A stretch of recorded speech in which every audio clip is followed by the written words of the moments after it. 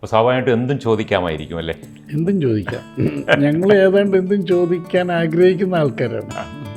എന്താണ് ഒരു റെഗുലറായിട്ടൊരു പയ്യൻ പാലക്കാട് ഭാഗങ്ങളിൽ നിന്ന് കാർട്ടൂൺ വരയ്ക്കുന്നു, നിങ്ങൾക്ക് രാഷ്ട്രീയമുണ്ട് പക്ഷെ വര പഠിക്കണം, എന്തൊക്കെ ചെയ്യണം എന്ന് അതിൻ്റെ അകത്തുണ്ടായിരുന്നു. പൊളിറ്റിക്കൽ കാർട്ടൂൺസ് ആയിരുന്നു. പൊളിറ്റിക്കൽ മാത്രമേ ഞാൻ വരച്ചിട്ടുള്ളൂ. തുടക്കം തന്നെ വിയറ്റ്നാം വാറിനെ കുറിച്ച് വരച്ച ആദ്യം വരച്ച നിക്സണെയാണ്. അന്താരാഷ്ട്രമാണ്. ഏറ്റവും എന്നെ സ്വാധീനിച്ച കാർട്ടൂണിസ്റ്റ്, അന്നും ഇന്നും സ്വാധീനിച്ചുകൊണ്ടിരിക്കുന്ന കാർട്ടൂണിസ്റ്റ് അരവിന്ദൻ തന്നെയാണ്. അടിസ്ഥാനപരമായിട്ട് കാർട്ടൂണിസ്റ്റ് എപ്പോഴും പ്രതിപക്ഷത്താണ്. പ്രതിപക്ഷത്തിൻ്റെയും പ്രതിപക്ഷത്താണ്. അതെ, പ്രതിപക്ഷത്തിൻ്റെയും പ്രതിപക്ഷത്താണ് എപ്പോഴും. ഇപ്പം ന്യൂസ് ബ്രേക്ക് ചെയ്യുന്ന ലേറ്റാണ്, അത് വലിയ പ്രധാനപ്പെട്ട വാർത്തയാണെങ്കിൽ ഇന്നത്തെ ടെക്നോളജി ഉണ്ട് കേട്ടോ. പണ്ടത്തെ പോലെ അല്ല, ഒരു ഐപാഡിൽ വരച്ച് കമ്മ്യൂട്ട് ചെയ്യുമ്പോൾ പോലും നമുക്ക് അയച്ചു കൊടുക്കാം. നമ്മളൊരു തീവണ്ടിയിലാണ്, പെട്ടെന്ന് വാർത്ത വന്നു, നമുക്ക് നെറ്റുള്ളത് കൊണ്ട് ഇൻ്റർനെറ്റ് ഉള്ളതുകൊണ്ട് നമുക്കറിയാം. അല്ലെങ്കിൽ ആരെങ്കിലും വിളിച്ചു പറഞ്ഞാൽ നമ്മുടെ കയ്യിൽ ഐപാഡ് മതി. ഐപാഡ് ഉണ്ടെങ്കിൽ നമ്മൾ യാത്ര ചെയ്തുകൊണ്ടിരിക്കുമ്പോൾ വരച്ച് അയച്ചു കൊടുക്കുകയും ചെയ്യാം. അപ്പോൾ ടെക്നോളജി അതിൻ്റെ ഒപ്പം വന്നിട്ടുണ്ട്.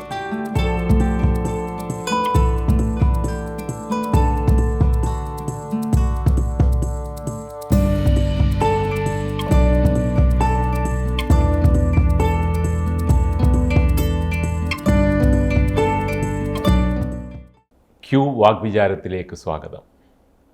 ഇന്ന് എന്നോടൊപ്പമുള്ളത് ആധുനിക ഇന്ത്യയിലെ ഏറ്റവും പ്രശസ്തനായ പൊളിറ്റിക്കൽ കാർട്ടൂണിസ്റ്റ് EP ഉണ്ണിയാണ്. സ്വാഗതം. നമസ്കാരം. കാർട്ടൂണിസ്റ്റുകളെക്കുറിച്ച് ആലോചിക്കുമ്പം എനിക്ക് തോന്നുന്നത് അവർ സർവജ്ഞരാണെന്നാണ്. അവർക്ക് എല്ലാ കാര്യങ്ങളും അറിയണം. കാരണം മറ്റെല്ലാ വിഭാഗങ്ങളിലും നമ്മൾ സ്പെഷ്യലൈസേഷൻ കാണാറുണ്ട്, ഇതതില്ല. അപ്പോൾ സ്വാഭാവികമായിട്ടും എന്തും ചോദിക്കാമായിരിക്കും അല്ലേ? എന്തും ചോദിക്കാം. ഞങ്ങൾ ഏതാണ്ട് എന്തും ചോദിക്കാൻ ആഗ്രഹിക്കുന്ന ആൾക്കാരാണ്. തീർച്ചയായിട്ടും നമുക്ക് ഒരു ജീവിതത്തിലൊരു ഹാസ്യം ഉണ്ടാവുമല്ലോ. ഒരു കാർട്ടൂണിസ്റ്റിന് ഹാസ്യം അല്ലെങ്കിൽ ആ രീതിയിലുള്ള നർമ്മത്തിലൂടെ ലോകത്തെ കാണുക അല്ലെങ്കിൽ ആശയങ്ങളെ കാണുക ഒക്കെ ചെയ്യുന്ന ഒരാളെ സംബന്ധിച്ചിടത്തോളം അവർ ജീവിതത്തിലും കടന്നു വന്ന വഴികളിൽ എന്തെങ്കിലുമൊക്കെ അതിൻ്റെ സംഭവങ്ങളുണ്ട്. പിന്നെ അത്ഭുതപ്പെടുത്തിയൊരു കാര്യം എന്ന് പറയുന്നത്, നിങ്ങളുടെ യാത്ര തുടങ്ങുന്നത് ഒരുപക്ഷെ പഠിച്ചത് ഫിസിക്സാണ്, ബാങ്കിലൊക്കെ ജോലി ചെയ്തിട്ടുണ്ട്. എങ്ങനെയാണ് ഈ ട്രാൻസിഷനിലേക്ക് വന്നത്? ഒരു കാർട്ടൂണിസ്റ്റ് ആവുക എന്ന് പറയുന്നൊരു സങ്കല്പം ഉണ്ടായിരുന്നു അല്ലെ?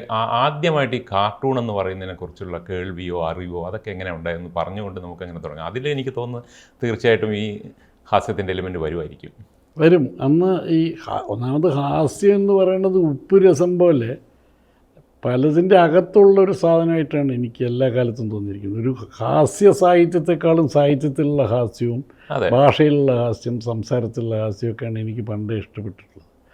ഹാസ്യ സാഹിത്യം എന്നും പറഞ്ഞാൽ നമ്മളൊരു BK തന്നെ വായിക്കുന്നത്, അങ്ങനെയല്ല. അതുപോലെയാണ്. പിന്നെ ഈ അന്ന് കാലത്ത് ഇപ്പം ഞാൻ 60-70കളുടെ സ്കൂളിൽ പഠിച്ച, 70കളുടെ കോളേജിലേക്ക് പോയി. 60കളിൽ ജനിച്ചു വരുന്ന, മലബാറിൽ ജനിച്ചു വരുന്ന ഒരു കുട്ടിയെ സംബന്ധിച്ചിടത്തോളം കാർട്ടൂൺ എന്ന് പറയുന്നത് സിനിമ പോലെ മലയാളി ഉപയോഗിക്കുന്ന ഒരു സാധാരണ പദമായി കഴിഞ്ഞിരുന്നു. നമ്മൾ എല്ലാ ഭാഷയിലും ഉപയോഗിക്കുന്ന ഇംഗ്ലീഷ് പദങ്ങൾ 2-3 ഉണ്ട്. സിനിമ, കാർട്ടൂണിനൊക്കെ തമിഴിൽ വേറെ പദം പറയുമെങ്കിലും സാധാരണ വ്യാവഹാരിക ഭാഷയിൽ കാർട്ടൂൺ എന്ന് തന്നെയാണ് പറയുക. മലയാളിയും കാർട്ടൂൺ എന്നാണ് പറയുന്നത്. കാർട്ടൂൺ ഒരു മലയാള പദമായി, ടീച്ചർ ഒരു മലയാള പദമാണ്. അത് സ്ത്രീലിംഗമാണെന്ന് MT പറഞ്ഞിട്ടുണ്ട്. മലയാളി ഇവിടെ അങ്ങനെയൊന്നുമില്ല, കാർട്ടൂൺ, സിനിമ. അപ്പം 60-70കളിൽ വളരെ സാധാരണമായ ഒരു ചിത്രമോ പത്രപ്രവർത്തനത്തിൻ്റെ ഭാഗമായിട്ട് നമ്മൾ പത്രങ്ങളിലും വാരികകളിലും മാസികകളിലും ആനുകാലികങ്ങളിലും ഒക്കെ കാണുന്ന ഒരു കലാരൂപമാണ് കാർട്ടൂൺ. അപ്പോൾ അതിനോട് പ്രത്യേകിച്ചൊരു മുഖവരിയൊന്നും ഇല്ലാതെ തന്നെ നമ്മൾ അടുക്കും. കാരണം വളരെ പെട്ടെന്ന് വായിക്കാൻ പറ്റും, പെട്ടെന്ന് മനസ്സിലാക്കാൻ പറ്റും. അതിൻ്റെ അകത്ത് ബലിതം ഉണ്ടാകും. വക്രിച്ച് വരയ്ക്കുന്നതുകൊണ്ട് നമുക്ക് കുട്ടികൾക്ക് കോമിക്കായിട്ടുള്ള എന്തും ഇഷ്ടപ്പെടുമല്ലോ. അല്ല, പറയുന്നത് സംഗീതവും കോമിക്കുമാണ് ഏറ്റവും ആദ്യം ശിശു മനസ്സിനെ ബാധിക്കുക എന്നാണ്. പെട്ടെന്ന് കുട്ടിയുടെ കണ്ണിൽ കാർട്ടൂൺ വിടും. അതിന് പല തിയറികളും ഉണ്ട്. അത് കുട്ടിക്കത് സാധാരണത്വം എന്നാണ് പറയുന്നത്. ഞങ്ങൾ വക്രീകരിച്ച് വരച്ച ഒരു രൂപം അവർക്കത് നോർമലാണ്. അപ്പം അങ്ങനെയൊക്കെ ആയിരിക്കും. അത് ഒന്നാമത് വളരെ ഇഷ്ടംപോലെ കാർട്ടൂണുകൾ ഉണ്ടായിരുന്നു കേരളത്തിൽ അന്നേ ഇറങ്ങുന്ന പത്രങ്ങളിൽ കാർട്ടൂണുണ്ട്. ഞങ്ങൾ മലബാറിലെ മാതൃഭൂമി അയച്ചുവെപ്പാണ് വായിക്കുന്നത്. അതിൻ്റെ അകത്ത് തോമസ് വീക്ഷണ വിശേഷം എന്നുള്ള പേരിൽ കാർട്ടൂണിൽ വരയ്ക്കുന്നുണ്ട്. അരവിന്ദൻ്റെ ചെറിയ മനുഷ്യരും വലിയ ലോകമുണ്ട്. അതിനൊരു സവിശേഷതയുള്ളത്, മുതിർന്നവരും കൂടി വായിക്കുന്ന ഒരു കാർട്ടൂൺ പരമ്പരയായിരുന്നു. മുതിർന്നവർ ആവേശത്തോടു കൂടി തുടർച്ചയായിട്ട് വായിക്കുന്ന കാർട്ടൂൺ പരമ്പരയായിരുന്നു. പിന്നെ കുറച്ചുകൂടിയൊക്കെ കഴിയുമ്പോൾ സ്കൂളിലും കോളേജിലും പത്രവായനയുടെയൊക്കെ ഭാഗമായിട്ട് കുറേ രാഷ്ട്രീയമൊക്കെ മനസ്സിലായി വരുമ്പോൾ രാഷ്ട്രീയ കാർട്ടൂണുകൾ അന്ന് ഒ. വി. വിജയൻ മാതൃഭൂമിയിൽ സ്ഥിരമായിട്ട് മലയാളത്തിൽ വരയ്ക്കുന്നുണ്ട്, ഹിന്ദുവിൽ ഇംഗ്ലീഷിൽ വരയ്ക്കുന്നുണ്ട്. ഒരേ കാർട്ടൂണിസ്റ്റ് ഇംഗ്ലീഷിലും മലയാളത്തിലും ഒരുപോലെ ഭംഗിയായി ഇന്ത്യൻ രാഷ്ട്രീയത്തെയും കേരള രാഷ്ട്രീയത്തെയും ലോക രാഷ്ട്രീയത്തെയും, അന്നത്തെ കേരള രാഷ്ട്രീയത്തിൽ ലോക രാഷ്ട്രീയമുണ്ട്, കോമിൻറ്റേണും ഇടതുപക്ഷ രാഷ്ട്രീയമുണ്ട്, വലതുപക്ഷമുണ്ട്, ആഗോള രാഷ്ട്രീയമുണ്ട് കേരള പത്രപ്രവർത്തനത്തിൻ്റെ അകത്തുനിന്ന്. ഇതൊക്കെ നമ്മുടെ പൊതുവായനയുടെ ഭാഗമായിട്ട് ഞാൻ മാത്രമല്ല, കാർട്ടൂൺ വരയ്ക്കുന്ന ഞാനും വരയ്ക്കാത്ത അനേകം സുഹൃത്തുക്കളും ഒരേ വായനാ സമൂഹത്തിൻ്റെ ഭാഗമായിരുന്നു. അതിൽ കാർട്ടൂൺ ഉണ്ടായിരുന്നു.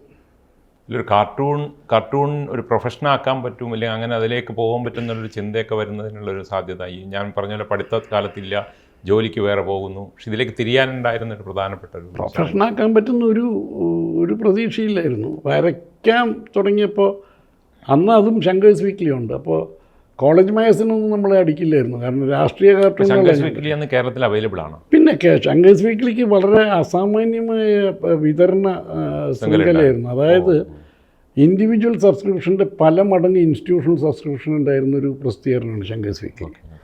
നാട്ടിൽ കേരളത്തിലൊക്കെ വളരെ വളരെ വ്യത്യസ്ത അസാമാന്യ ജനാധിപത്യ സ്വഭാവമുള്ളൊരു വിതരണ സമ്പ്രദായമായിരുന്നു.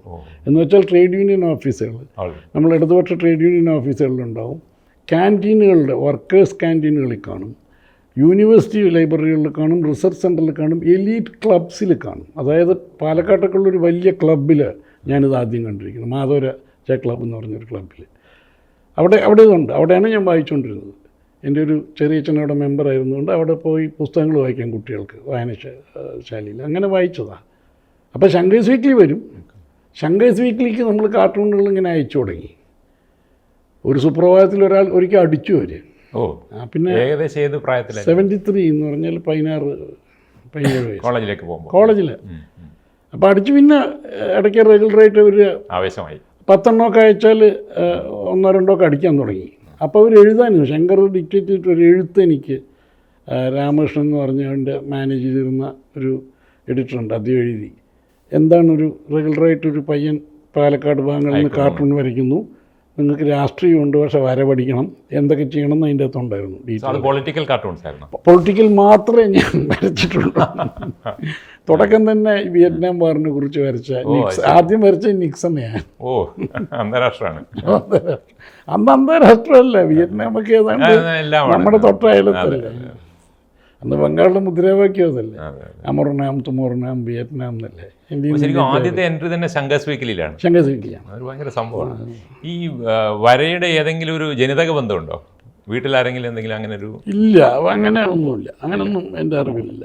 പാട്ടിൻ്റെ ഒരു പാരമ്പര്യമൊക്കെ അത്യാവശ്യം നന്നായിട്ട് പാടുന്ന കുറച്ച് പേര് വീട്ടിലുണ്ട്, വരയ്ക്കുന്നവരെ ഞാൻ കണ്ടിട്ടില്ല. വളരെ സ്വാഭാവികമായിട്ട് കാർട്ടൂൺ എന്ന് പറയുന്നതിലേക്ക് താല്പര്യം വരികയും അത് വരച്ചു നോക്കുക. കാർട്ടൂൺ മാത്രമേ ഞാൻ വരച്ചിട്ടുള്ളൂ. സാധാരണ ഈ സുകുമാര കല എന്ന് പറയുമ്പോൾ ഡ്രോയിങ്ങിന് എനിക്ക് 10-ൽ 4 കൂടുതൽ മാർക്ക് കിട്ടിയിട്ടില്ല സ്കൂളിൽ. അത് ശങ്കേഴ്സ് ആണ് ഒരു വലിയ ആത്മവിശ്വാസം നൽകിയത് അല്ലേ?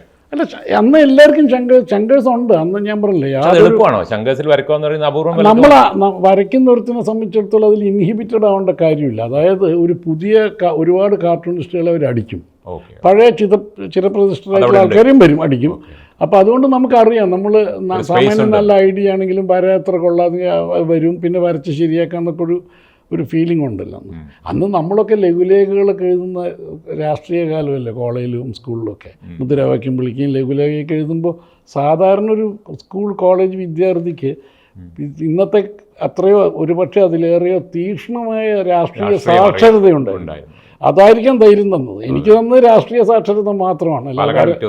വിക്ടോറിയ ഇടതുപക്ഷത്തിൻ്റെ ഒരു ഇടതും മാത്രമല്ല, ഏറ്റവും കൂടുതൽ ABVP ഉണ്ടായിരുന്ന സ്ഥലം അന്ന്. അതായത് ഞങ്ങൾക്ക് അവിടെ നിന്ന് കിട്ടിയ വേറൊരു വലിയ ഒരു പരിചയം, ഒരു വലിയ അനുഭവ സമ്പത്ത്, ദേശീയ രാഷ്ട്രീയത്തിൽ അടുത്ത കാലത്ത് നമ്മൾ 10-15 കൊല്ലമായിട്ട് കാണുന്ന BJPയുടെ സാന്നിധ്യം, അതിൻ്റെ സംസ്കാരം എന്താണെന്ന് അന്നത്തെ ക്യാമ്പസ് ഞങ്ങൾ പഠിപ്പിച്ചിട്ടുണ്ട്.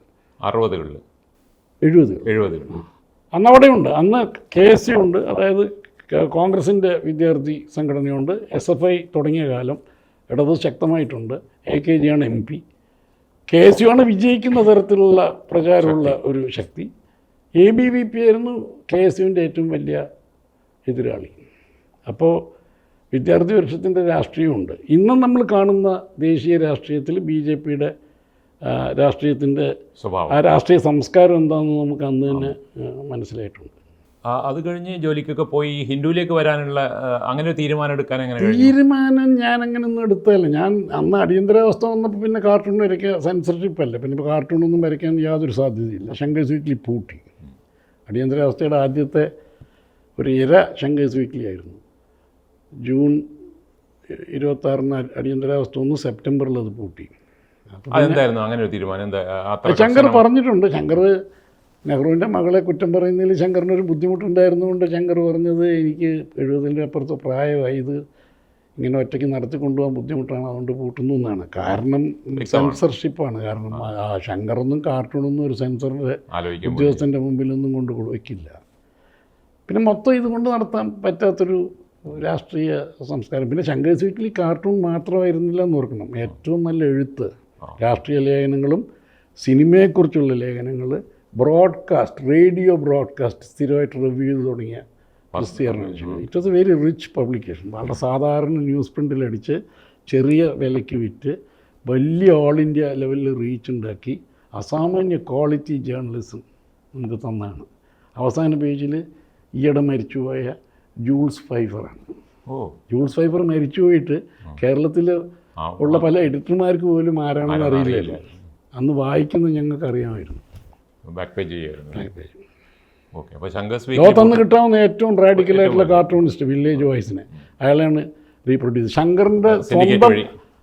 ശങ്കറിൻ്റെ സ്വന്തം ശൈലിയിൽ നിന്നും 3 തലമുറ യങ്ങറാണ്. ഇപ്പോൾ ശങ്കർ 1G ആണെങ്കിൽ ഇത് 5G or 4G ആണ്. അങ്ങനത്തെ പ്രശ്നമൊന്നും ശങ്കറിനുണ്ട്. ഇൻ്റലിജൻസ് ആണ്. തന്നെ പോലെ വരയ്ക്കുന്നതിന് മാത്രം പ്രോത്സാഹിപ്പിക്കുകയല്ല, മൂന്ന് ജനറേഷൻ യങ്ങറായിട്ടുള്ളൊരു ടാലൻറ്റിനെ കണ്ടെത്താനും പ്രോത്സാഹിപ്പിക്കാനും അയാളുടെ വ്യത്യസ്തതകളെ മാനിക്കാനും പറ്റുന്നൊരു എഡിറ്ററായിരുന്നു ശങ്കർ. അങ്ങനെയാണ് ഹിന്ദുവിൽ വരുന്നത് അല്ലേ? ഹിന്ദുവിൽ വരുന്നത് അടിയന്തരാവസ്ഥ കഴിഞ്ഞ് വീണ്ടും കഴിഞ്ഞപ്പോൾ ഹിന്ദുവിന് കുറച്ച് കാർട്ടൂൺസ് അയക്കാൻ തുടങ്ങി. അവർ വിളിച്ചെനിക്ക് G. കസ്തൂരി ഓഫർ ചെയ്തതാണ് ജോലി. ഇന്നൊരു പ്രൊഫഷണൽ കാർട്ടൂണിസ്റ്റ് ആവണമെന്നൊന്നും അന്ന് ഞാൻ ബാങ്കിൽ ജോലി ചെയ്യാൻ തുടങ്ങി കഴിഞ്ഞു. അപ്പോൾ ആ ജോലി കളഞ്ഞതിലേക്ക് പോകണമെന്ന് എനിക്കുണ്ടായിരുന്നില്ല. കസ്തൂരിയാണ് ധൈര്യം തന്നത്. 10-21 വയസ്സേ ആയിട്ടുള്ളൂ. 1 വർഷം വരച്ചു നോക്കൂ, പാർട്ട് ടൈം പറ്റില്ല എന്ന് പറഞ്ഞു. പാർട്ട് ടൈം കാർട്ടൂണിസ്റ്റ് ഇല്ല, അതൊരു പ്രൊഫഷനാണ്, നിങ്ങൾക്ക് പറ്റുമെന്ന് എനിക്ക് തോന്നുന്നു, ചെയ്തു നോക്കുക, പറ്റിയില്ലെങ്കിൽ നിങ്ങൾക്ക് 21 വയസ്സല്ലേ ഉള്ളൂ, വീണ്ടും ജോലിക്ക് പോകാം. അങ്ങനെ വന്നു. അന്ന് അവിടെ വേറെ കാർട്ടൂണിസ്റ്റ് ഇല്ലേ ഹിന്ദു? ഇല്ല, വിജയൻ അടിയന്തരാവസ്ഥയായപ്പോൾ വിട്ട് ഒരു ഗ്യാപ്പാണ്. കാർട്ടൂണുകളെ വലിയ ഇഷ്ടമുള്ള എഡിറ്ററും അങ്ങനത്തെ ഒരു ന്യൂസ് റൂമുമാണ് ഹിന്ദുവിൻ്റെ. അപ്പോൾ കാർട്ടൂണിസ്റ്റിനെ അവർ നോക്കി നിൽക്കുന്ന കാലത്താണ് ഞാൻ ചെയ്യുന്നത്. ഒരു കാർട്ടൂണുമായിട്ടുള്ള ഈ ബന്ധം ഇങ്ങനെ വരുമ്പോൾ ഒരു കാർട്ടൂണിസ്റ്റിനോട് അല്ലെങ്കിൽ മറ്റൊരു കാർട്ടൂണിസ്റ്റിനോടൊരു താതാത്മ്യപ്പെടലോ അങ്ങനെ ആരെങ്കിലും സ്വാധീനം ചെലുത്തുക അങ്ങനെയൊക്കെ ഉണ്ടോ? ഇപ്പോൾ വിജയൻ ഉണ്ടാവും. പിന്നെ ഇപ്പോൾ ഞങ്ങൾ പഠിച്ച മുഴുവൻ അച്ചടിച്ച് വന്ന കാർട്ടൂൺ നോക്കിയല്ലേ പഠിക്കുന്നത്. അന്ന് ഇൻ്റർനെറ്റ് ഒന്നുമില്ല. ഇന്ന് പഠിക്കാൻ ഇൻ്റർനെറ്റ് തുറന്ന 100 കണക്കിന് ശൈലി. സ്വാധീനം ചെലുത്തിയെന്ന് പറയാം. സ്വാധീനമുണ്ട്, പരിപൂർണ്ണ സ്വാധീനമുണ്ട്. എനിക്ക് ഏറ്റവും എന്നെ സ്വാധീനിച്ച കാർട്ടൂണിസ്റ്റ്, അന്നും ഇന്നും സ്വാധീനിച്ചുകൊണ്ടിരിക്കുന്ന കാർട്ടൂണിസ്റ്റ് അരവിന്ദൻ തന്നെയാണ്. അതിനുള്ള കാരണം ഒരു പ്രത്യേക അഭിമുഖത്തിൽ പറയേണ്ടി വരും. പൊളിറ്റിക്കൽ ആണ് അകത്ത്. പൊളിറ്റിക്കൽ കാർട്ടൂണിസ്റ്റ് മാത്രമല്ല, പക്ഷേ കാർട്ടൂണിൻ്റെ ക്രാഫ്റ്റ് അത്രയും റിഫൈൻഡ് ആൻഡ് അഡ്വാൻസ്ഡ് ആയിട്ടുള്ള ക്രാഫ്റ്റിൽ എപ്പോഴും കാർട്ടൂൺ ലോകത്ത് എത്തിയിട്ടുള്ളൂ. അതായത് ഇന്ന് നമ്മൾ കാണുന്ന കാർട്ടൂണിൻ്റെ ഇവല്യൂഷനിൽ നമ്മൾ കണ്ടിട്ടുള്ള എല്ലാ ധാരകളും അരവിന്ദനിലുണ്ട്, അന്നും ഉണ്ട്. അതൊന്നും അത് വളരെ അക്ലിഷ്ടമായിട്ടതിൽ ഉണ്ട്. അപ്പോൾ അത് ഫോളോ ചെയ്ത ഒരാൾക്ക് കാർട്ടൂൺ ഇവിടെയൊക്കെ എത്തും എന്ന് മനസ്സിലാക്കാൻ പറ്റും. ഇതിനോടൊക്കെ നമ്മൾ അലൈൻഡ് ആക്കി അരവിന്ദൻ. കാർട്ടൂൺ പോകുന്ന വഴിക്ക് നമ്മളെ കൊണ്ടിട്ടു. കാർട്ടൂൺ ആ രീതിയിലാണ് ഇവോൾവ് ചെയ്തത്. ഇപ്പോൾ ഒറ്റ കാർട്ടൂണുകളിൽ നിന്നും ഇപ്പോൾ കാർട്ടൂൺ കഥ പറഞ്ഞു തുടങ്ങി. സീക്വൻഷ്യൽ കാർട്ടൂൺസിനൊക്കെ വലിയ സ്വീകാര്യത കിട്ടി. ഒരു പുലിറ്റ്സർ പ്രൈസ് ഏതാണ്ട് ഒരു ഗ്രാഫിക് നോവലിന് കൊടുത്തു. അതൊക്കെ അവിടെ ആ ദിശയിലൊക്കെയാണ് ആ ദിശയാണ് അരവിന്ദൻ നമുക്ക് കാണിച്ചു തന്നത്. അല്ല, തീർച്ചയായിട്ടും അരവിന്ദനിലൂടെ വരുമ്പോൾ ഈ പൊളിറ്റിക്കൽ കാർട്ടൂൺ എന്ന് പറയുന്ന ഒരു വിഭാഗം അവിടെ നിൽക്കുമ്പോൾ പോലെ തന്നെ ഒരു ലിറ്റററി കാർട്ടൂൺ എന്ന് പറയുന്ന ഒരു ഫിക്ഷൻ കാർട്ടൂൺ ഉപയോഗിച്ചത് ഒരുപക്ഷെ മലയാളത്തിൽ ആദ്യമായിട്ട്, ഇന്ത്യയിൽ തന്നെ ഒരുപക്ഷെ അധികം ചെയ്തിട്ടുണ്ടോ? ലോകത്ത് വളരെ കുറവാണ്. ഗ്രാഫിക് നോവൽ അതിന്റെ എവല്യൂഷൻ തുടക്കം അതിനെ കുറിച്ചില്ലേ? മാത്രമല്ല അത് എപ്പിസോഡ് വേറെ രീതിയാണ്. അതിനെപ്പറ്റി പറഞ്ഞാൽ നമുക്ക് ഒരുപാട് പറയേണ്ടി വരും. അപ്പോൾ ഈ സോക്കോൾ പൊളിറ്റിക്കൽ കാർട്ടൂൺസ് ഇപ്പോൾ ഡേ ടു ഡേ ലൈഫിൽ ഇല്ലെങ്കിൽ ഡേ ടു ഡേ കാർട്ടൂണിംഗ് എന്ന് പറയുന്നത് ഹിന്ദുവിൽ തുടങ്ങുകയാണ്. അതുവരെ അതില്ലല്ലോ. നിങ്ങൾക്ക് സൗകര്യമുള്ള ഒരു കാർട്ടൂൺ അയച്ചിട്ട് ശങ്കരത്തിന് കൊടുത്താൽ മതി. ഒരു ജോബായിട്ട് അന്നത്തെ പൊളിറ്റിക്കൽ കാർട്ടൂണിൻ്റെ ഒരു സ്വഭാവം എന്ന് പറയാമോ? അന്ന് അന്നത്തെ ഡെയിലി നിങ്ങൾ എങ്ങനെ വർക്ക് ചെയ്യുന്നു? ഒരു രാജ്യത്തിന് പുതുമയുള്ളൊരു കാലത്താണ് ഭാഗ്യവശാൽ ഞങ്ങളുടെ തലമുറ കാർട്ടൂൺ തുടങ്ങുന്നത്. അജിത് മേനോൻ, രവിശങ്കർ, ഞാൻ, സുധീർ അല്ലെങ്കിൽ 4 പേര് ഏതാണ്ട് 1-2 വർഷത്തെ വ്യത്യാസത്തിലാണ്. ഇങ്ങനെ ഇന്ത്യൻ കാർട്ടൂണിൻ്റെ ചരിത്രത്തിൽ സംഭവിക്കാറുണ്ട്. ഏതാണ്ട് ഒരേ കാലത്ത് 3-4 പേര് വരും. പ്രഭു വിജയൻ, രജീന്ദ്രപുരി, അതുപോലെ കുട്ടി നേരത്തെ ഉണ്ട്, ശങ്കർ നാരായണൻ, അങ്ങനെ പോകുന്നത്. അപ്പം ഞങ്ങളങ്ങനെ വന്ന ആൾക്കാരാണ്. അപ്പോൾ അന്ന് ജനതാ പാർട്ടി അധികാരത്തിൽ വന്നതാണ്. അത് ആദ്യമായിട്ടൊരു കോൺഗ്രസ് ഇതര നോൺ കോൺഗ്രസ് ഗവൺമെൻറ് മൊറാർജി ദേശായി ഭരിക്കുന്നു. അതിൻ്റെ പുതുമയുണ്ടായിരുന്നു.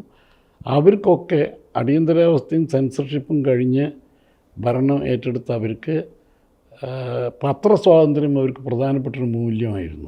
ആ സർക്കാരിന്, നമ്മുടെ ആദ്യത്തെ നെഹ്റുവിയൻ സർക്കാരിനുണ്ടായിരുന്നതുപോലെ അതുപോലെ പത്രസ്വാതന്ത്ര്യത്തിന് വലിയ താല്പര്യവും കാർട്ടൂണിസ്റ്റുകളോട് വലിയ ഇഷ്ടമായിരുന്നു അവർക്ക്. നമ്മൾ നിറച്ച് നല്ല കാർട്ടൂണുകളുണ്ടായി. നമുക്ക് യാതൊരു റെസ്ട്രിക്ഷൻസും നമുക്കെല്ലാം പ്രസിദ്ധീകരണങ്ങൾക്കും ഇല്ലായിരുന്നു, പബ്ലിഷർക്കില്ലായിരുന്നു. അപ്പം ഞങ്ങൾക്കൊക്കെ സ്വതന്ത്രമായിട്ട് വരയ്ക്കാൻ പറ്റി. നല്ലൊരു അന്തരീക്ഷമായിരുന്നു കാർട്ടൂൺ വരയ്ക്കാൻ.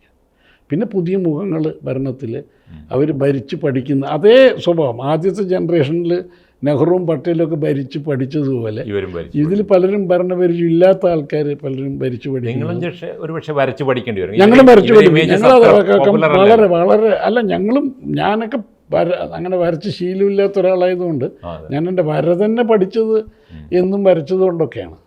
അപ്പോൾ മൊത്തത്തിലൊരു ലേണിങ്ങിൻ്റെ ഒരു കാലമായിരുന്നു, നല്ല കാലം. അന്നത്തെ ആ ഒരു പൊളിറ്റിക്കൽ ഇമേജസ് വരച്ചതിൽ എന്തെങ്കിലും ഒരു പ്രത്യേകമായിട്ട് മനസ്സിൽ തട്ടിയ ഏതെങ്കിലും ഒരാളെ പറയാൻ പറ്റുമോ? അന്ന് എല്ലാവരും ഡിസ്റ്റിങ്റ്റീവ് ആയിരുന്നു. അന്ന്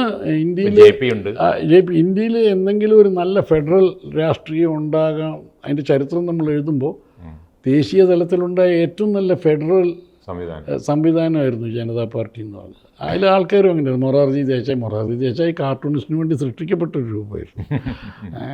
രാജ്നാരായണനെ പോലെ ഒരു നേരെ ഫോട്ടോ എടുത്താൽ പോലും കാർട്ടൂണായി പോകും. ചരൺ സിംഗ്, ജഗജീവൻ റാം. അപ്പം ജഗജീവനൊക്കെ നേരത്തെ ഉള്ള ആൾക്കാരാണ്. ചരൺ സിംഗും നേരത്തെ ഉണ്ട്, പക്ഷേ കോൺഗ്രസിൻ്റെ ഭാഗമായിരുന്നില്ല. ജോർജ് ഫെർണാണ്ടസ്, മധുലിമായ പാർട്ടിയിലുണ്ട്, സർക്കാരിലില്ല. പ്രൊഫസർ മധു ദന്തവാദെ, എന്തൊരു രൂപവും പേഴ്സണാലിറ്റിയും. അവർ പറയുന്ന രാഷ്ട്രീയത്തെ നമുക്ക് കൈകാര്യം ചെയ്യുമ്പോൾ ഉള്ളൊരു രസവും ഈ ഷാർപ്നെസ് ഒക്കെ ഉണ്ട്. അവർ ദേവർ പൊളിറ്റിക്കൽ, ശരിക്കും പോളിറ്റിക്സ് ഉണ്ടായിരുന്നു. അന്നൊരു മാറ്റം ഉണ്ടാവുമെന്ന് നമ്മളൊക്കെ പ്രതീക്ഷിച്ചാണ് ഇന്ത്യയിൽ. കാരണം അടിയന്തരാവസ്ഥ, ജനാധിപത്യ ധ്വംസനം, ഭരണഘടന മൂല്യങ്ങൾ തിരിച്ചു വരും എന്നൊക്കെ വിചാരിച്ച ഒരു കാലം മാറുമെന്ന് വിചാരിച്ചൊരു കാലമാണ്. അത് നടന്നില്ല, അത് വേറെ കാര്യം. പിന്നീട് ഇന്ദിരാഗാന്ധി തിരിച്ചു വരുന്നു. വീണ്ടും ഇന്ദിരാഗാന്ധി വരക്കേണ്ടി വന്നില്ലേ? പിന്നെ ഇന്ദിരാഗാന്ധി എല്ലാ കാലത്തും വരച്ചിട്ടുണ്ട്. അതിന് മുമ്പും വരച്ചിട്ടുണ്ട്, പഠിക്കുന്ന കാലത്ത് വരച്ചിട്ടുണ്ട്. പ്രതിപക്ഷത്തുണ്ടായിരുന്നപ്പോഴും ഇന്ദിരയുടെ സാന്നിധ്യം ഉണ്ട്. ആ സാന്നിധ്യം അവരുടെ സാന്നിധ്യം പ്രതിപക്ഷത്താണെങ്കിലും ഉണ്ടായിരുന്നു. പ്രതിപക്ഷം എന്നുള്ള വാക്ക് പറഞ്ഞിട്ടുണ്ട്. അടിസ്ഥാനപരമായിട്ട് കാർട്ടൂണിസ്റ്റ് എപ്പോഴും പ്രതിപക്ഷത്താണ്. പ്രതിപക്ഷത്തിൻ്റെയും പ്രതിപക്ഷത്താണ്. അതെ, പ്രതിപക്ഷത്തിൻ്റെയും പ്രതിപക്ഷത്താണ് എപ്പോഴും, എവിടെയും, അല്ലേ? അതുണ്ടാക്കുന്ന ഒരു നമുക്കൊരു വ്യക്തി എന്ന നിലയിൽ നമുക്കൊരു പൊളിറ്റിക്കൽ ഒരു സ്റ്റാൻഡ് ചിലപ്പോൾ ഉണ്ടാവാം. പക്ഷേ ആ രാഷ്ട്രീയം ഭരണപക്ഷത്താവുമ്പോൾ നമ്മളെപ്പോഴും പ്രതിപക്ഷത്തിരിക്കണം. അതെ, നമ്മൾ പ്രതിപക്ഷത്തായിരിക്കും. കാരണം ഇപ്പം നിങ്ങൾ ഒരു തുടർച്ചയായിട്ട് എന്തെങ്കിലും ഒരു രാഷ്ട്രീയ പാർട്ടി അനുകൂലിക്കുന്ന മാനസികാവസ്ഥയുള്ള ഒരാൾ കാർട്ടൂണിസ്റ്റായിട്ട് തുടരാൻ പറ്റുന്ന ബുദ്ധിമുട്ടാണ്. അത് കാർട്ടൂണിസ്റ്റിൻ്റെ രാഷ്ട്രീയം അല്ല, കാർട്ടൂണിന് അങ്ങനെ ഒരു രാഷ്ട്രീയം ഉണ്ടെന്ന് എനിക്കറിയില്ല. അത് വരയ്ക്കുന്ന ആളുടെ രാഷ്ട്രീയം തന്നെയാണെന്നാണ് എൻ്റെ വിശ്വാസം. വരയ്ക്കുന്ന ആളുടെ തന്നെയാണ്. വരയ്ക്കുന്ന ആൾക്കിപ്പോൾ ഒരു പത്രസ്ഥാപനത്തിനൊക്കെ വേണ്ടി വരയ്ക്കുമ്പോൾ അയാൾക്ക് സർവതന്ത്ര സ്വതന്ത്രനായിട്ടൊന്നും വരയ്ക്കാൻ പറ്റില്ല. പക്ഷേ മിക്കവാറും അയാൾക്ക് ചേരാത്തൊരു സാധനം അയാൾ വരയ്ക്കില്ല. അതിനൊരു പത്രാധിപർ ആരെയും നിർബന്ധിക്കില്ല. നമുക്ക് തീർച്ചയായിട്ടും ചേർച്ചയില്ലാത്തൊരു സാധനം. ഇപ്പം ഞാൻ പറഞ്ഞുതരാം, എൻ്റെയൊക്കെ ജീവിതത്തിലുള്ളൊരു പ്രധാന ചില ഇഷ്യൂസ് ഉണ്ട്. ഇപ്പോൾ ഡെത്ത് പെനൽറ്റി, വധശിക്ഷയ്ക്ക് എതിരായിട്ടുള്ള ഒരു എഡിറ്റോറിയൽ അന്തരീക്ഷത്തിലാണ് ഞാൻ പഠിച്ചു വളർന്നത്. എൻ്റെ പത്രപ്രവർത്തനത്തിൻ്റെ ഒരു പഠനം ശരിക്കും നടന്നത് ഞാൻ ഹിന്ദുവിലുള്ള 12 വർഷമാണ്. ആദ്യമായിട്ടാണ് ഞാൻ പല മഹാരഥന്മാരായിട്ടുള്ള എഡിറ്റോറിയൽ റൈറ്റേഴ്സിൻ്റെയും ന്യൂസ് എഡിറ്റർമാരുടെയും ഒക്കെ ഡെസ്കിൽ 20-21 വയസ്സിൽ പോയി ചേരുന്നത്. ഇതിൽ പലതരം എക്സ്പേർട്ടീസ് വൈദഗ്ധ്യമുള്ള ആൾക്കാരുണ്ട്. വിദേശ നയത്തിൽ യൂറോപ്പിൽ 14 കൊല്ലം താമസിച്ച്, അമേരിക്കയിൽ 19 കൊല്ലം റിപ്പോർട്ട് ചെയ്ത് ആൾക്കാരൊക്കെയാണ് കൂടെയുള്ള അസിസ്റ്റൻ്റ് എഡിറ്റേഴ്സ്. അവരൊക്കെ വളരെ നല്ല അധ്യാപകരെ പോലെ ഒക്കെ നമ്മളെ പഠിപ്പിച്ചു, പല കാര്യങ്ങളും പറഞ്ഞു തന്നു, പുസ്തകങ്ങൾ വായിക്കാൻ തന്നു. അതുകൊണ്ടൊക്കെയാണ് എനിക്ക് ഈ കാര്യങ്ങൾ മനസ്സിലായി. പിന്നെ എന്തെങ്കിലും സംശയം ഉണ്ടെങ്കിൽ ഇവരോടൊക്കെ ചോദിക്കാമായിരുന്നു, കാര്യങ്ങൾ അറിയാൻ. കാർട്ടൂണിലൊന്നും അവർ ഇടപെടില്ല.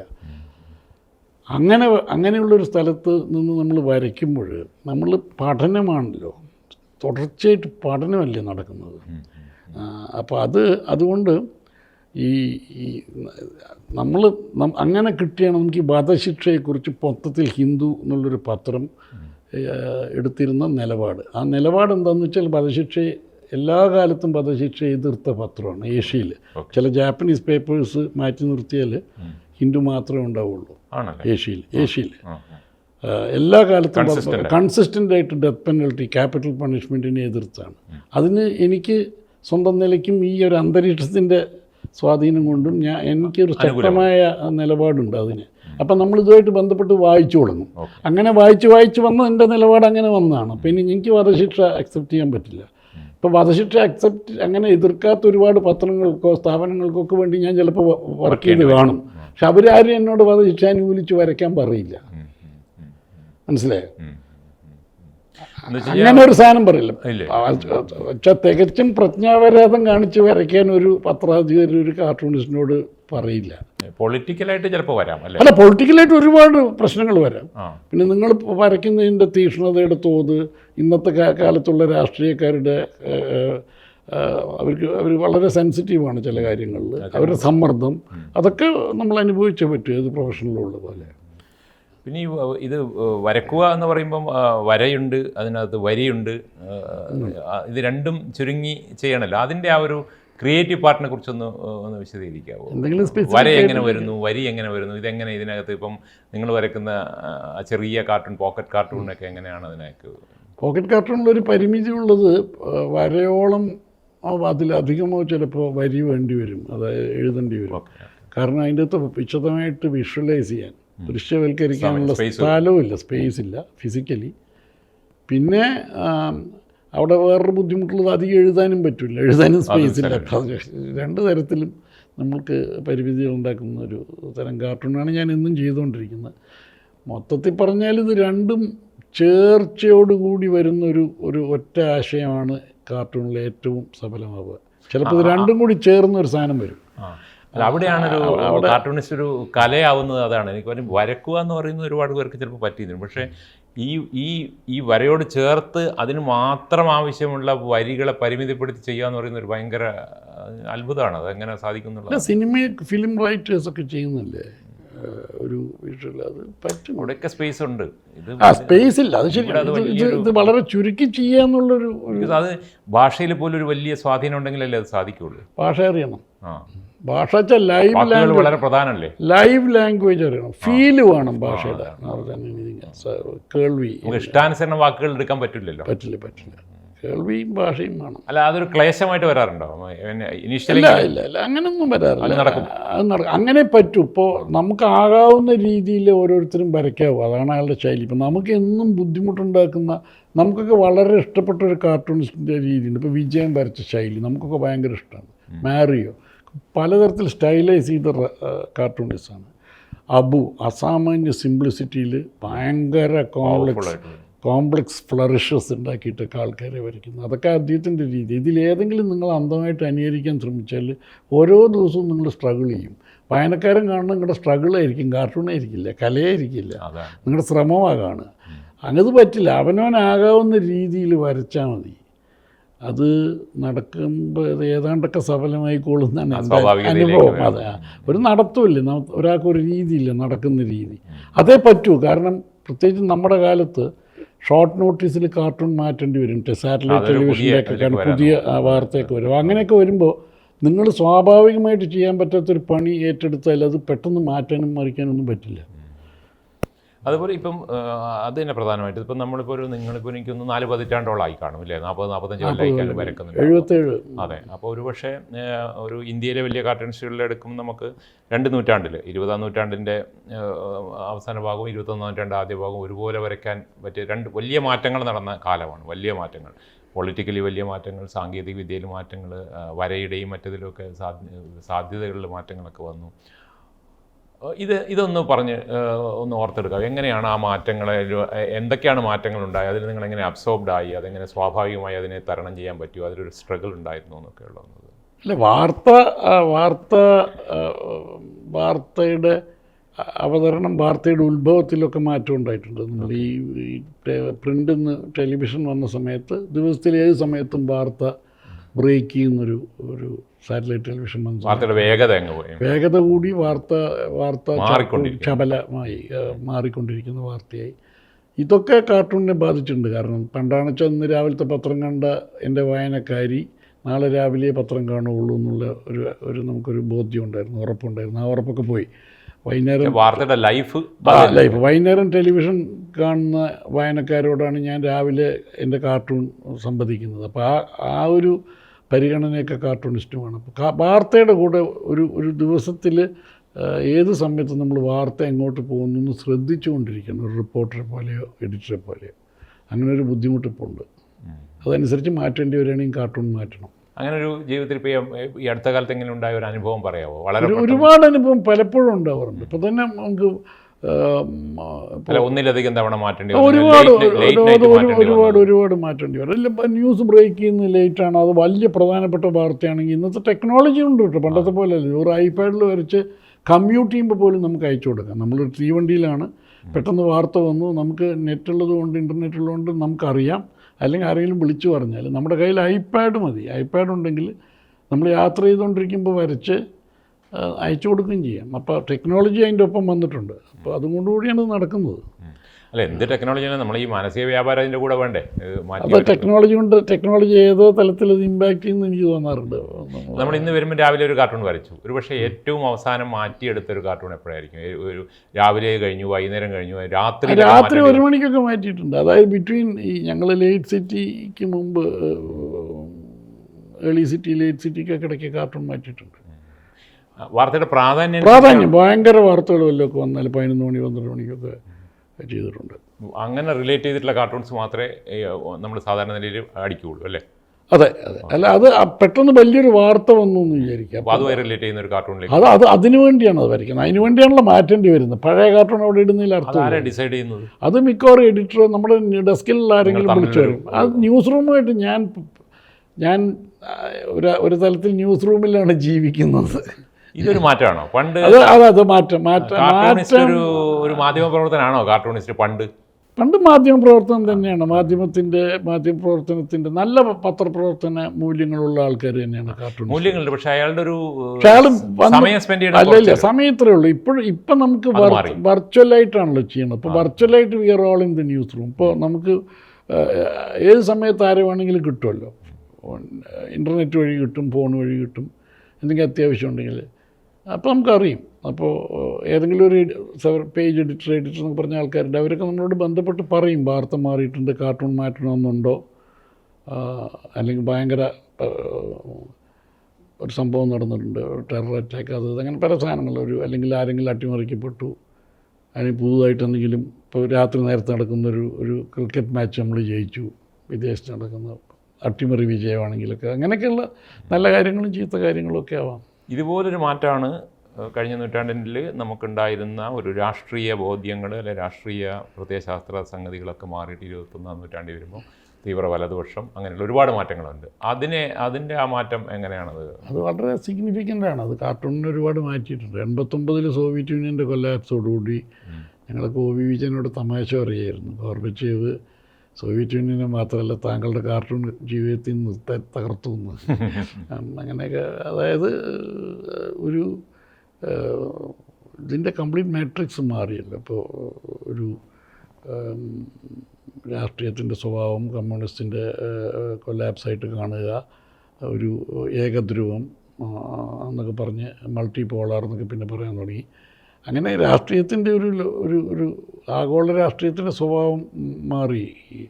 അതിൻ്റെ ഒപ്പം കാർട്ടൂൺ സഞ്ചരിച്ചിട്ടുണ്ട്. അപ്പോൾ പണ്ടുണ്ടായിരുന്ന ചില തീർപ്പുകളും തീരുമാനങ്ങളും ഒക്കെ മാറ്റേണ്ടി വരുന്നുണ്ട് കാർട്ടൂണിൽ. അത് കാർട്ടൂണിൽ ഇങ്ങനെ നാടകീയമായിട്ടല്ലല്ലോ മാറുന്നത്. അന്നത്തെ വാർത്തയോട് പ്രതികരിക്കുന്ന ആ അളവിലല്ലേ പ്രതികരിക്കുകയുള്ളൂ. സോവിയറ്റ് യൂണിയൻ്റെ കൊലാപ്സിൻ്റെ സമയത്ത് കുറച്ചുകൂടി മൊമെൻറ്റസ് എന്നൊക്കെ പറയാവുന്ന കാർട്ടൂണുകൾ ഇറങ്ങിയിട്ടുണ്ട്. ഒരു ഐഡിയോളജി തീർന്നു എന്നൊക്കെ ഉള്ള, അത് വൻ പ്രമേയമാണല്ലോ കമ്മ്യൂണിസവും സോവിയറ്റ് യൂണിയനും ഒക്കെ. ആ വൻ പ്രമേയത്തിന് എന്തെങ്കിലും ഒരു വീഴ്ച ഉണ്ടായെന്ന് തോന്നിയാൽ അതിന് ആനുപാതികമായിട്ട് കാർട്ടൂണിസ്റ്റുകൾ പ്രതികരിച്ചിട്ടൊക്കെ ഉണ്ട്. പക്ഷെ പിന്നീട് പൊതുവെ ചെറിയ ചെറിയ വാർത്തകളായിട്ട് ഈ ചരിത്രം ചെറിയ ചെറിയ വാർത്തകളായിട്ട് ഇങ്ങനെ തേഞ്ഞ് പോവുമല്ലോ.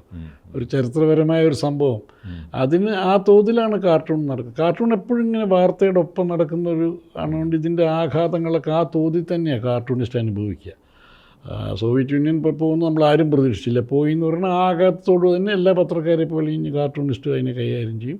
പിന്നീട് അതിലുണ്ടാകുന്ന വിശദാംശങ്ങൾ അതിൻ്റെ തോതനുസരിച്ച് തേഞ്ഞ് ഇങ്ങനെ പോകും. പിന്നെ അത് പലപ്പോഴും ഓർമ്മിക്കപ്പെടുമ്പോൾ അതിന് ആനുപാതികമായിട്ട് കാർട്ടൂണിലും അതിൻ്റെ അനുരണങ്ങളുണ്ടാവും. അങ്ങനെയാണ് ഇത് സംഭവിക്കുന്നത്. പക്ഷേ ഇതുപോലെ പല മാറ്റങ്ങളുണ്ടായി. ടെററിസം, ഇസ്ലാമോഫോബിയ, ജോർജ് ബുഷിൻ്റെ കാലത്തൊക്കെ വന്ന വേൾഡ് ട്രേഡ് സെൻറ്ററിൻ്റെ അറ്റാക്കും അതിന് തുടർന്ന് വന്ന ഇസ്ലാമോഫോബിയ, അതൊക്കെ കാർട്ടൂണിസ്റ്റുകൾ ഇവിടെയും പുറത്തും.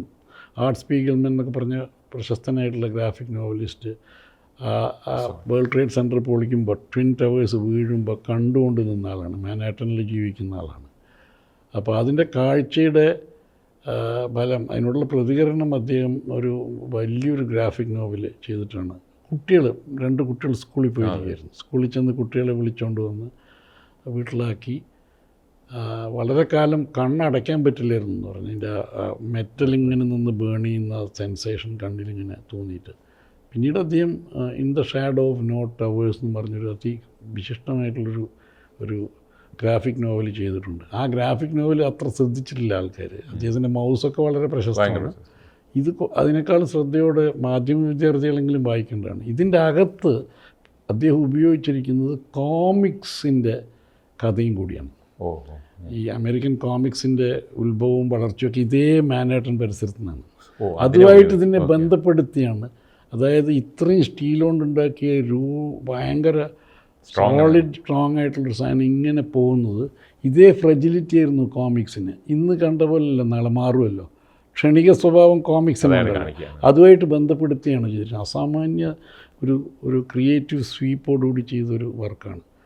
അങ്ങനെ ഇതിൻ്റെ അതിൽ ഈ ജോർജ് ബുഷിൻ്റെ ഇതും, അതായത് ഒരേ സമയത്ത് അതാണ് ഒരു പ്രധാന മാറ്റം വന്നത്. ഇപ്പോൾ ടെററിസത്തിനെ എതിർക്കുമ്പോൾ ടെററിസ്റ്റിനെ എന്തായാലും ഒരു കാർട്ടൂണിസ്റ്റ് ഭീകരതയെ എതിർക്കുമല്ലോ. അതിൻ്റെ ഒപ്പം തന്നെ നിങ്ങൾ എങ്ങനെ ഇതിൻ്റെ മറുവശത്ത് നിൽക്കുന്ന ജോർജ് ബുഷിനെ പോലുള്ളൊരു അമേരിക്കൻ പ്രസിഡൻറ്റിൻ്റെ ജനാധിപത്യ നിരാസത്തെയും എങ്ങനെ എതിർക്കുമെന്നുള്ളത് ഒറ്റ കാർട്ടൂണിൽ പറ്റാത്തതാണ് പുള്ളി ഈ തുടർ കാർട്ടൂണിൽ ചെയ്തത്. ഇങ്ങനെയുള്ള ചാലഞ്ചസ് അതൊരു വലിയ ചാലഞ്ചാണ് ഞങ്ങൾ നിത്യം അനുഭവിച്ചുകൊണ്ടിരിക്കുന്നതാണ്. ഒറ്റ കാർട്ടൂണുകളിൽ ചെയ്യാൻ പറ്റാതെ നമ്മൾ തുടർച്ചയായിട്ട് ചെയ്യേണ്ടി വരിക. പക്ഷേ ആ സമയത്താണ് കാർട്ടൂണിൻ്റെ അടിസ്ഥാനപരമായ ഒരു യുക്തി ഇവിടെ പ്രസക്തമാകും. അത് കാർട്ടൂൺ തുടർ വായനയ്ക്ക് വേണ്ടി ഉണ്ടാക്കിയൊരു മാധ്യമമാണ്. എല്ലാവരും വിചാരിക്കുന്ന പോലെ ഒറ്റ കാർട്ടൂൺ അല്ല ഒരു കാർട്ടൂണിസ്റ്റിൻ്റെ മാറ്റ് നമ്മളെ അറിയിക്കുന്നത്. കാർട്ടൂൺ ഒരു പത്രം ഒരേ സ്ഥലത്ത് അച്ചടിക്കുന്നത് എന്തുകൊണ്ടാണ്? തുടർച്ചയായിട്ട് വായിക്കാനാണ്. പിറ്റേ ദിവസം കണ്ണവിടെ പോകും വായനക്കാർ, അതിനു വേണ്ടിയാണ്. തുടർ വായനയിലാണ് നമ്മളൊരു പാട്ടുകാരൻ്റെ സ്വരം, ഒരു പാട്ടുകാരൻ്റെ സ്വരം നമുക്കറിയുന്ന പോലെ. ഇപ്പം മുഹമ്മദ് റാഫി മൂളി തുടങ്ങിയാൽ മുഹമ്മദ് റാഫിയുടെ ഒരു ആരാധകർക്ക് മുഹമ്മദ് റാഫി എന്നറിയുന്നത് പോലെ ഒരു കാർട്ടൂണിസ്റ്റിൻ്റെ വര കണ്ടാൽ അറിയുന്ന രീതിയിലുള്ള തുടർ ബന്ധം കാർട്ടൂണിസ്റ്റായിട്ടുണ്ട്. പക്ഷേ ക്യാരക്ടറും പ്രധാനമല്ലേ? നിങ്ങൾ ബിസിനസ് ഞാൻ പറഞ്ഞു വന്നത് ഈ തുടർച്ചയാണ് ഇപ്പം ഞങ്ങൾ ഉപയോഗിക്കുന്നത്. ഒറ്റ കാർട്ടൂണുകളെക്കാളും ഇത്തരം ലോങ് സ്റ്റേറ്റ്മെൻറ്റ്സ് പറയേണ്ടി വന്നാൽ, ഒരു കാർട്ടൂണിൽ എനിക്ക് ചിലപ്പോൾ ഭീകരതയ്ക്കെതിരെ വരയ്ക്കുമ്പോൾ അതേ കാർട്ടൂണിൽ മറുവശം പറയാൻ പറ്റില്ല. അപ്പം മറുവശം പറഞ്ഞാൽ ചിലപ്പോൾ തെറ്റിദ്ധരിക്കും. അപ്പോൾ ഒരു ജനാധിപത്യ സർക്കാർ എന്ന് പറയപ്പെടുന്ന ഒരു സർക്കാർ ഭീകരതയെ ഉപയോഗിച്ചിട്ട് ജനാധിപത്യ നിരാസം നടത്തുന്നുണ്ടെങ്കിൽ അതെനിക്ക് മറ്റൊരു കാർട്ടൂണിലെങ്കിലും പറയാൻ പറ്റും. അപ്പം ഇതൊക്കെ കൂട്ടി വായിക്കാൻ വായനക്കാർക്ക് സാധിക്കും. ഇപ്പോൾ അങ്ങനത്തെ സംസ്കാരവും കൂടി ഉണ്ടായിട്ടുണ്ട്. ക്വാളിറ്റി ഓഫ് ജേർണലിസം നന്നാവണം, പ്രതിഷേധത്തിൻ്റെ ഒരു അന്തരീക്ഷം ക്യാമ്പസുകളിലോ സിവിൽ സൊസൈറ്റിയിലോ ഒക്കെ ഉണ്ടാവണം. ഇതൊക്കെ ഉണ്ടാകുമ്പോഴും ചർച്ചകൾ ഉണ്ടാവണം സജീവമായിട്ട്. ഇതൊക്കെ ഇതിൻ്റെ ഭാഗമാണ് കാർട്ടൂൺ. ഇതിനെയൊക്കെ ചൂഴ്ന്നു നിൽക്കുന്നൊരു അധികായനൊന്നും അല്ല കാർട്ടൂണിസ്റ്റ്. ഇതിൻ്റെയൊക്കെ ഭാഗമാണ് കാർട്ടൂൺ. ഇങ്ങനെ ഒരു പൊതുവേദിയിലോ സാധാരണ ഒരു ചായക്കടയിലോ നടക്കുന്ന സംഭാഷണത്തിൻ്റെ ആ അന്തരീക്ഷം ഉപയോഗിക്കുന്ന ഒരു കലാരൂപമാണ് കാർട്ടൂൺ. ഇതൊരു പോപ്പുലർ ആർട്ട് ഫോം, ജനകീയ കലയാണ്.